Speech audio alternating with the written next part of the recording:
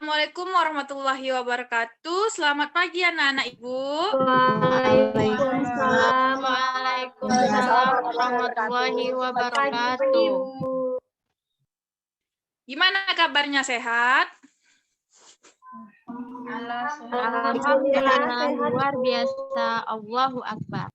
Wih, semangat kali nih anak-anak Ibu. Jadi ibunya seneng gitu. Ada yang tahu nggak kita hari ini mau melaksanakan kegiatan apa? Konseling kelompok, Ibu. Ya, benar, konseling kelompok. Nah, sebelum itu, izinkan Ibu memperkenalkan diri. Nama Ibu Sinta. Bisa anak-anak Ibu panggil dengan sebutan Ibu Sinta. Nah, Ibu di sini berperan sebagai PK atau pemimpin kelompok.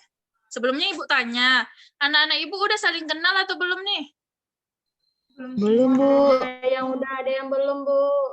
Oh, ada yang udah, ada yang belum. Nah, jadi kita harus perkenalan diri dulu agar jawabannya itu sudah kenal ya. Jadi Ibu mau dari anak Ibu yang jilbabnya pink dulu.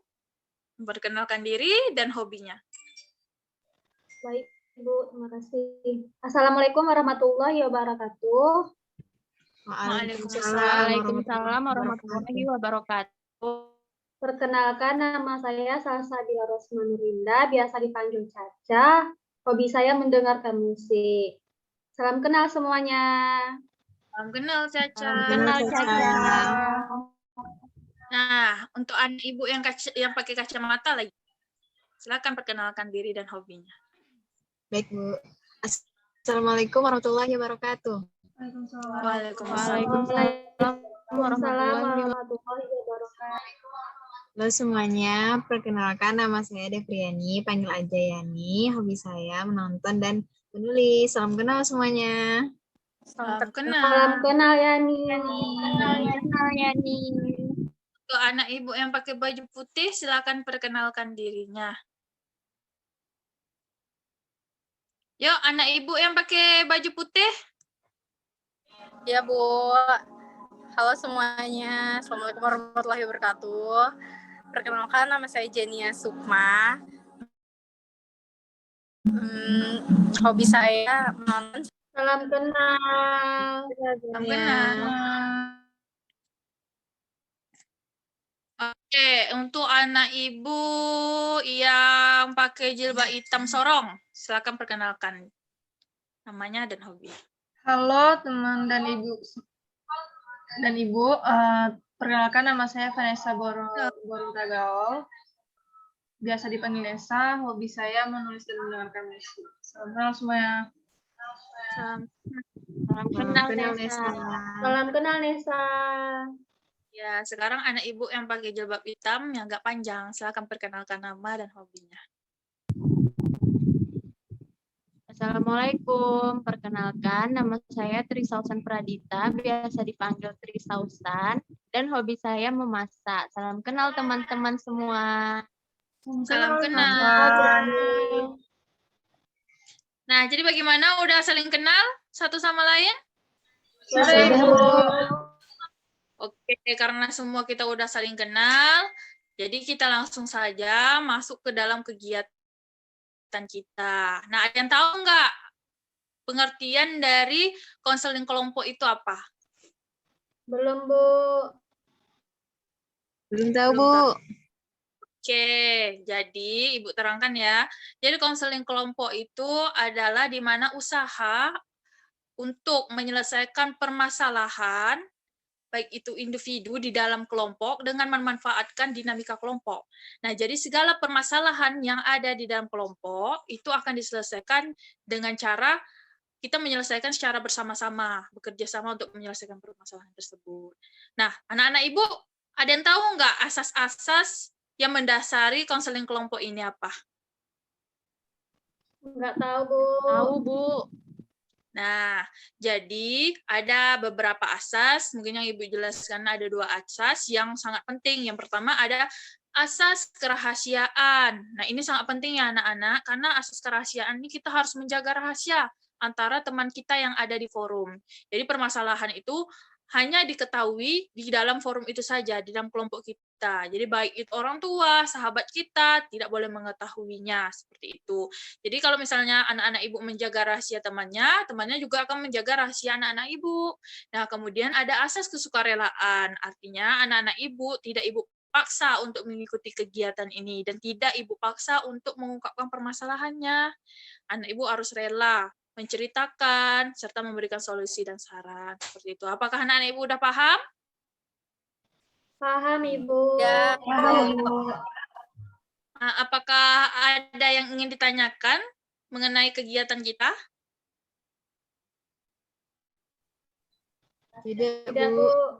Sepertinya tidak, sepertinya anak-anak ibu sudah paham. Nah, jadi karena anak-anak ibu sudah paham, bagaimana kalau misalnya sebelum masuk kegiatan kita melakukan permainan terlebih dahulu, bagaimana? Boleh, Bu. Boleh, Bu. Oke, nah permainannya itu seperti ini untuk melatih konsentrasi anak-anak ibu. Kalau misalnya ibu katakan hidung, berarti anak-anak ibu harus memegang hidung. Jadi anak-anak ibu harus berkonsentrasi melakukan apa yang ibu katakan, bukan yang ibu melakukan apa yang ibu katakan, bukan yang ibu lakukan, seperti itu. Contohnya, ayo kita contoh dulu ya. Hidung. Ayo Vanessa. Oh ya. Mulut. Lagi ayo konsentrasi. Jidat. Nah. Telinga. Oke. Kayaknya anak-anak ibu sudah konsentrasi ya semuanya. Gimana, happy? Happy, Bu. Happy, oke. Nah, apakah anak ibu semua bersedia untuk melaksanakan kegiatan ini? Bersedia, Bu. Bersedia, Bu. Apakah semangat? Semangat, Bu. Yo.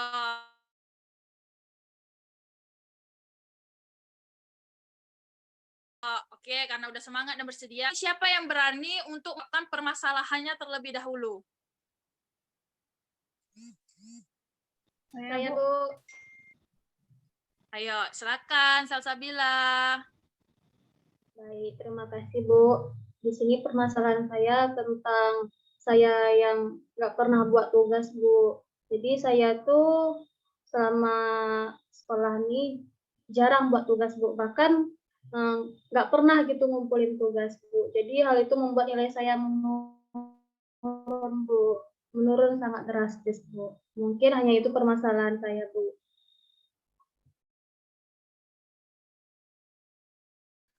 Oh, begitu ya. Untuk permasalahan yang selanjutnya, ayo siapa yang berani?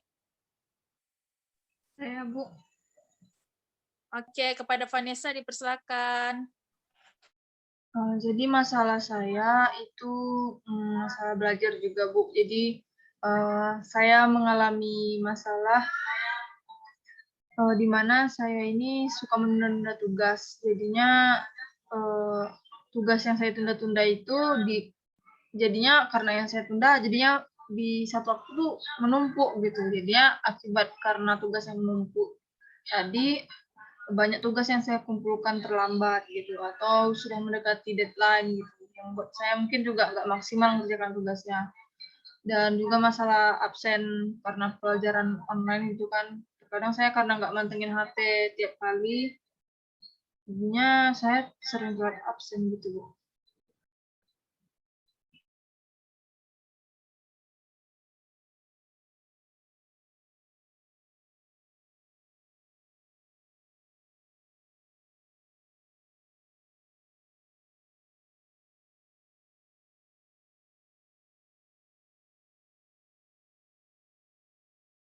Baik, terima kasih kepada Nesa. Selanjutnya, siapa lagi anak ibu yang berani? Saya, Bu. Silakan.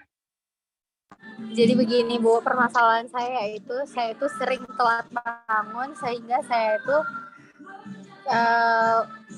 telat datang ke sekolah dan lalai dalam tugas-tugas sekolah. Gitu, Bu.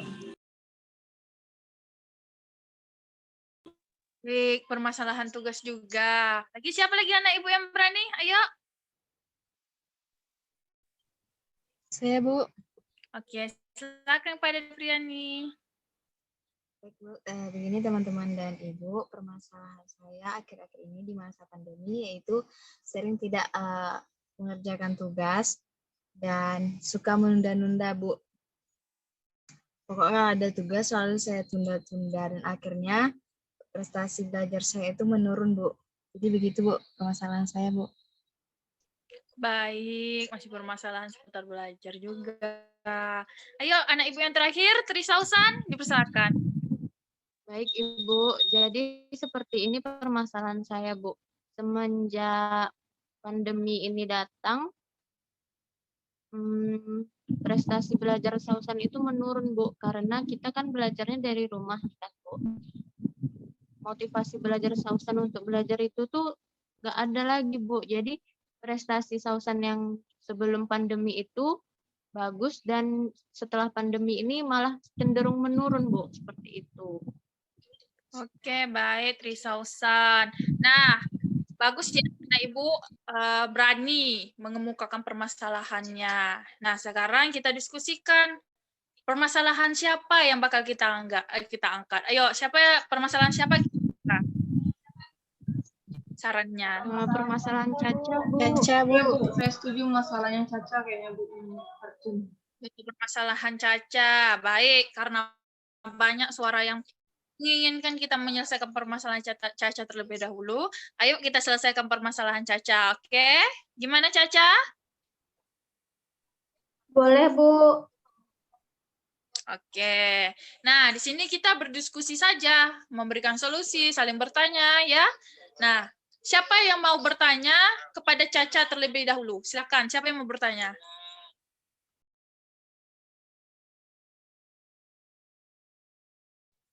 Saya, Bu.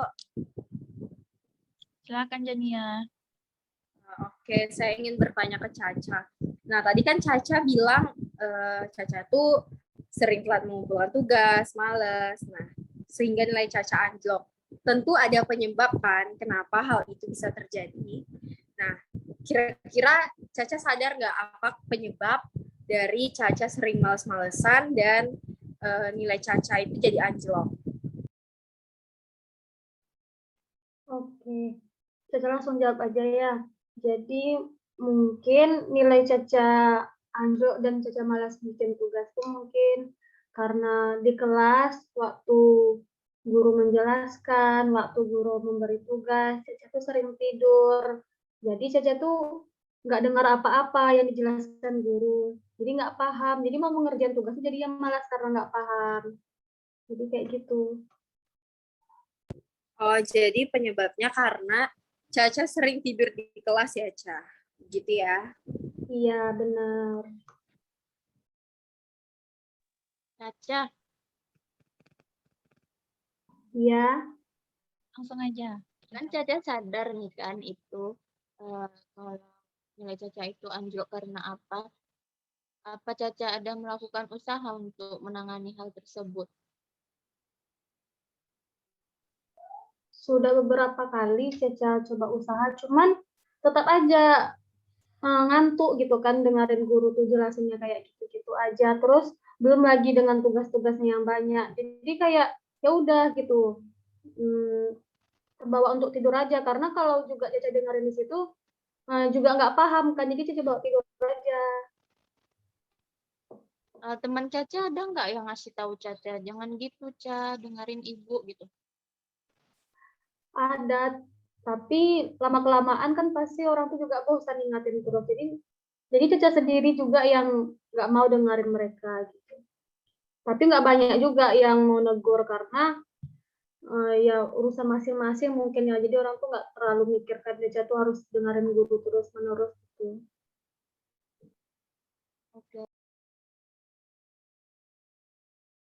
Baik. Lanjut, anak ibu yang mau bertanya. Caca? Ya, Nesa. Tadi Caca kan bilang Caca beberapa kali tertidur gitu kan di kelas. Jadi kan kalau mungkin udah beberapa kali tertidur di kelas gitu kan, atau merasa jenuh dengan penjelasan dari guru, berarti Caca nggak ditegur dong sama gurunya dengan sikap Caca yang mungkin tidur di kelas kayak gitu yang Caca ceritakan tadi. Ditegur kok sama guru-guru. Cuman ya gimana ya, mungkin gurunya juga udah bosan. Habis itu mungkin gurunya emang terlalu asik gitu menjelaskan. Jadi sehingga dia tuh udah nggak ngelihat itu siswanya dengerin semua atau enggak gitu. Dan kebetulan Caca tuh kan duduknya di belakang. Jadi itu tuh nggak kelihatan kalau gurunya di depan ngejelasin gitu, dia nggak akan kelihatan Caca, kecuali kalau gurunya nanti jalan ke belakang gitu kan, pasti dia ngeliat Caca tidur. Namun sejauh ini belum terlalu banyak lah guru yang tahu kalau Caca waktu jam pelajaran itu tertidur.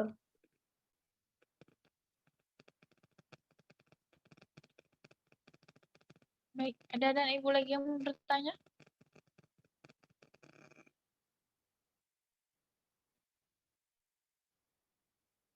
Apakah tidak ada? Tidak, Bu. Baik, jika tidak ada, Ibu mau, apakah informasi dari Caca udah lengkap semuanya, anak-anak Ibu? Sudah, Bu. Apakah sudah? Udah, Bu. Nah, Udah, jadi Ibu. Ibu maunya anak-anak Ibu berdiskusi untuk memberikan solusi terbaik untuk Caca.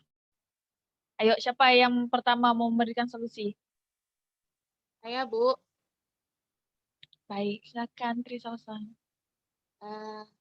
Mungkin salah satu solusi dari saya, Caca bisa meniru seseorang yang bisa jadi teladan sama Caca. Caca bisa ngambil nilai-nilai positif dari orang tersebut, seperti, oh dia rajin belajar, dengan dia rajin belajar itu dia dapat memperoleh prestasi yang tinggi. Nah, hal-hal tersebut bisa Caca ambil, bisa Caca tiru dari orang tersebut, sehingga Caca dapat termotivasi untuk belajar dengan lebih rajin lagi. Seperti itu, Bu. Baik, bagus untuk mencari model agar Caca bisa meniru. Gitu. Baik, siapa lagi anak Ibu? Saya, Bu. Ya, silakan Depriani. Baik, Bu. Jadi yang ingin Yani kasih solusi sama Caca. Kan Caca tadi bilang Caca duduk di belakang ya. Jadi Ya, betul. baik. Jadi Caca bisa usulkan sama ibunya, ibu gurunya, bisa Caca duduk di depan biar nggak ngantuk lagi. Habis itu biar fokus sama belajarnya. Dan juga tadi kata Trisalsan juga berteman sama teman yang rajin belajar, yang bisa ngajak kita untuk ngerjain tugas bareng, yang bisa bantuin Caca lah untuk lebih semangat lagi belajarnya. Nah, itu aja sih, Bu, untuk Caca. Baik, bagus ya Depriani. Nah, untuk anak Ibu yang lain, ada lagi? Saya, Bu. Saya, Bu. Ayo, kepada Vanessa, dipersilakan. Oke, mungkin kalau saran dari Caca,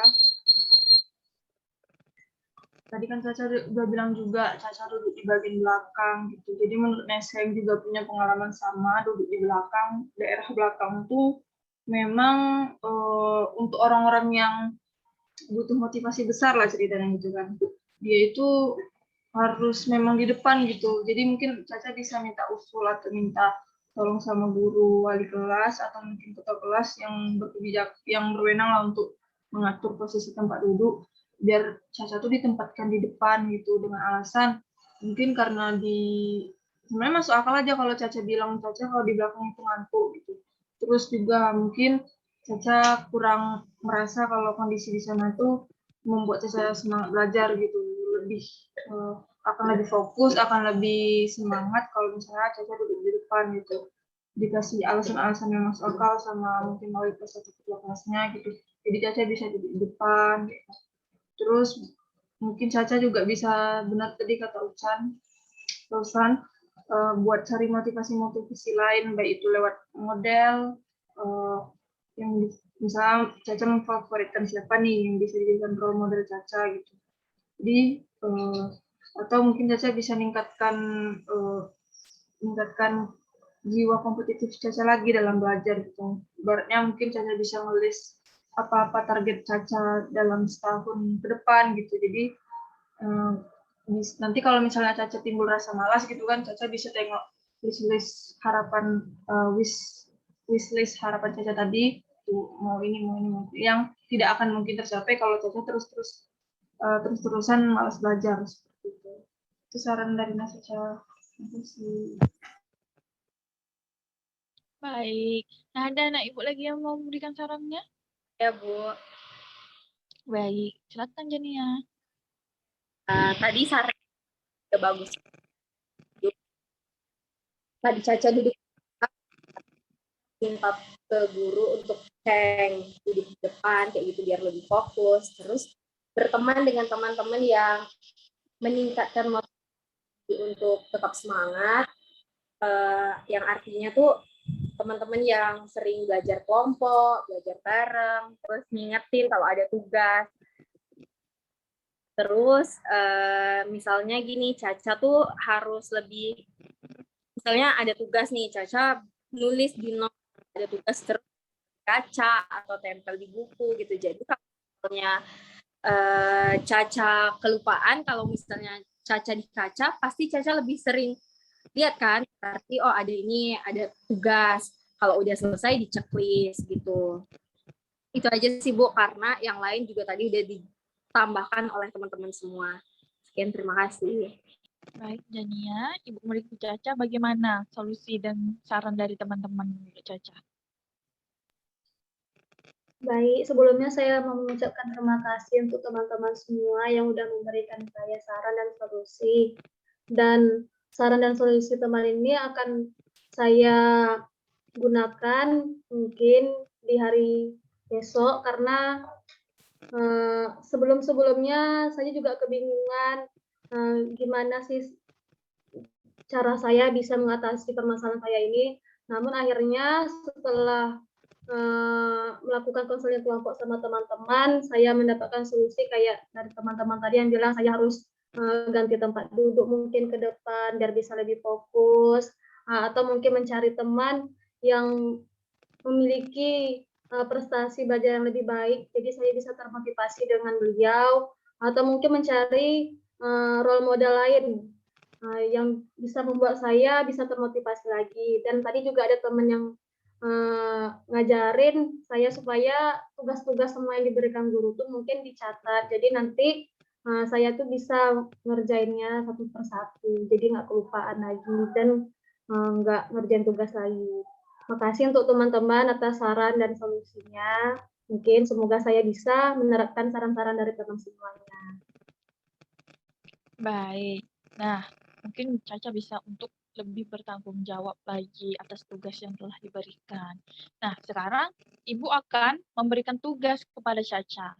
Nah, tugasnya itu di mana Ibu mau Caca menerapkan saran maupun solusi dari teman-teman tadi untuk 1 minggu ke depan. Tentunya Ibu berharap tidak hanya satu minggu ke depan, tapi seterusnya Caca terapkan. Nah, tapi Ibu akan melihat 1 minggu ke depan, apakah ada perubahan dari Caca untuk bertanggung jawab atas tugasnya atau enggak. Seperti itu. Apakah bisa, Caca? Insya Allah bisa, Ibu. Baik, anak-anak Ibu, mari kita lihat nanti ya, Caca apakah bisa menyelesaikan tugasnya atau tidak.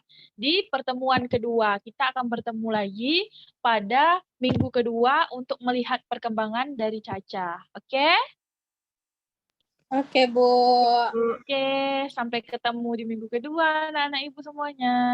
Terima kasih, Bu. Bye, Ibu. Terima kasih. Teman-teman semua.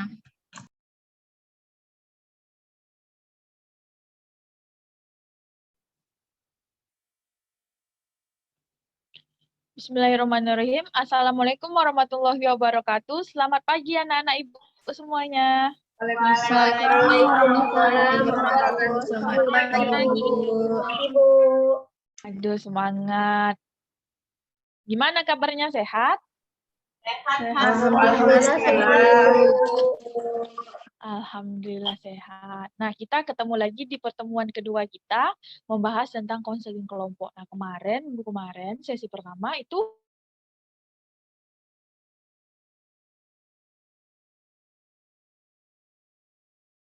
tugas yang telah diberikan. Nah, sekarang pada sesi kedua, Caca akan menceritakan apakah setelah 1 minggu kita berikan kemarin kegiatan konseling kelompok, apakah ada perubahan dalam kegiatannya sehari-hari caranya belajar. Ayo silakan Caca dijelaskan. Baik, Bu. Alhamdulillah teman-teman semuanya dan Ibu, seminggu belakangan saya udah banyak melakukan perubahan. Contohnya seperti yang saran dari teman-teman yang meminta saya untuk ganti tempat duduk ke depan. Nah, itu sudah saya lakukan dan alhamdulillah guru saya langsung mengerti dan langsung memindahkan saya.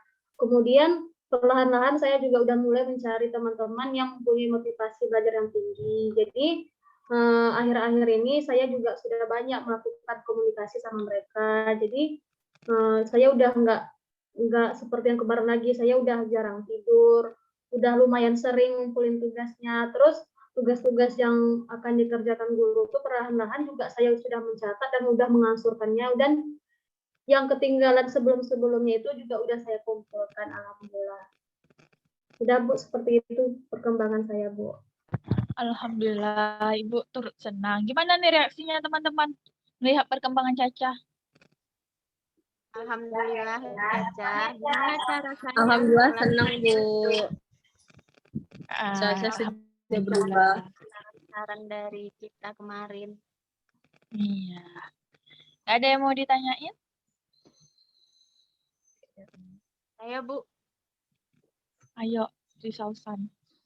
gimana tuh cara rasanya setelah Caca melakukan saran-saran dari kita kemarin? Tenang ya tentunya pasti, karena selama ini permasalahan itu kan selalu ada di kepala Caca dan Caca nggak tahu gimana gitu solusinya. Tapi setelah udah tahu solusinya, jadi Caca bisa melewati itu, jadi senang aja gitu bawaannya. Alhamdulillah. Ya, alhamdulillah ya, semuanya senang, semuanya merasakan apa yang Caca rasakan. Nah, jadi setelah berarti Caca udah berhasil nih ya menjawab tugas dari Ibu, udah ada perubahan. Semoga selalu konsisten dengan perubahannya. Nah, Ibu mau anak-anak Ibu bisa memberikan kesan dan pesannya terhadap pertemuan kita dari pertemuan pertama dan kedua, apa yang bisa diambil? Pesan apa yang bisa diambil dari kegiatan kita ini? Ayo silakan. Saya Bu, Oke, Caca silakan. menurut saya pesan yang dapat diambil dari pertemuan 1 dan 2 ini, untuk saya pribadi, saya bersyukur bisa mengikuti konseling kelompok ini karena dengan di sini saya bisa mengatasi permasalahan-permasalahan yang saya hadapi selama ini dengan solusi dan bantuan oleh teman-teman. Itu Bu. Baik, bagus. Ada lagi? Saya Bu, Oke, Devriani silakan. baik kesan saya setelah mengikuti konseling kelompok ini, saya jadi berpikir bahwasanya dengan kita mendiskusikan bersama permasalahan tersebut bisa terselesaikan dengan baik dengan teman-teman yang telah memberikan solusi kepada Caca yang mengalami masalahnya. Dan saya juga berpikir bahwasanya konseling kelompok ini bisa memberikan kita atau mengajarkan kita untuk mengeluarkan pendapat kita sehingga kita jadi lebih berani dan semangat lah untuk belajar kita besoknya gitu setelah mengikuti konseling kelompok ini Bu. Baik, bagus. Siapa lagi? Mau memberikan kesan dan pesannya? Saya Bu. Oke, Vanessa. Ayo silakan.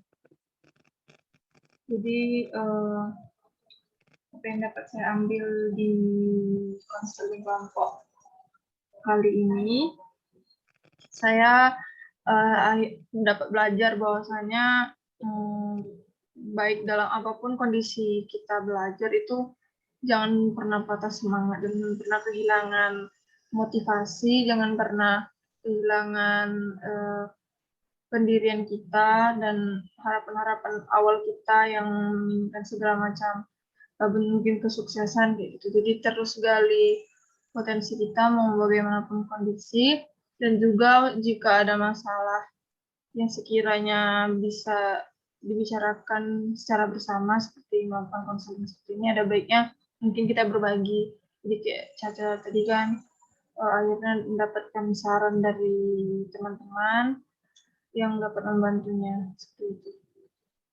Itu Bu. Baik, bagus Vanessa. Apakah ada lagi anak-anak ibu? Saya, Bu. Oke, silakan Jania.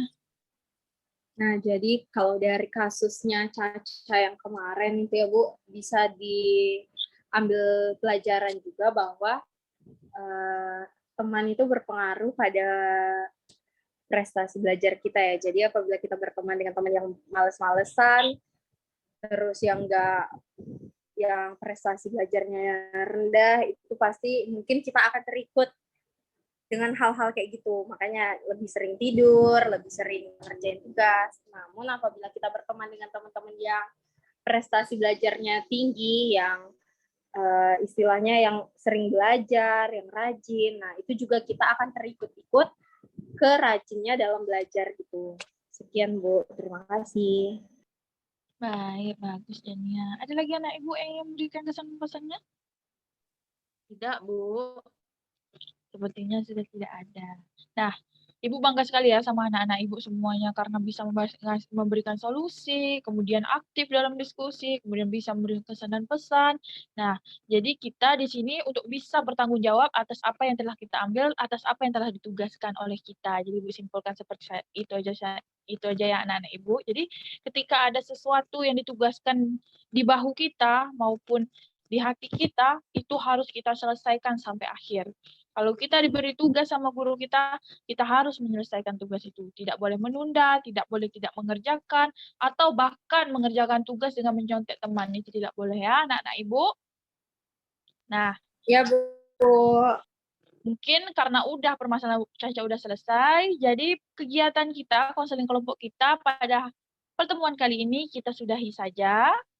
Ibu sebagai pimpinan kelompok, jika ada kesilapan kata maupun perbuatan Ibu selama pertemuan kita, Ibu minta maaf dan Ibu undur diri. Assalamualaikum warahmatullahi wabarakatuh. Waalaikumsalam. Terima kasih, Bu. Terima kasih, Bu. Terima kasih, Ibu. Sama-sama.